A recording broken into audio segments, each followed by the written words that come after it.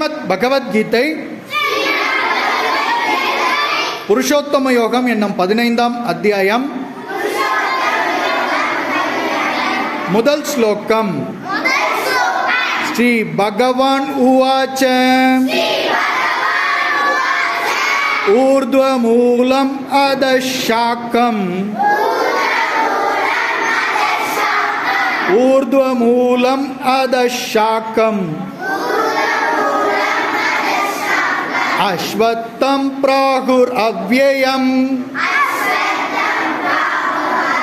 அஸ்வத்தம் ப்ராகுர் அவ்யயம் சந்தாம்சி யஸ்ய பர்ணாணி சந்தாம்சி யஸ்ய பர்ணாணி யஸ்தம் வேத ச வேதவித் யஸ்தம் வேத ச வேதவித்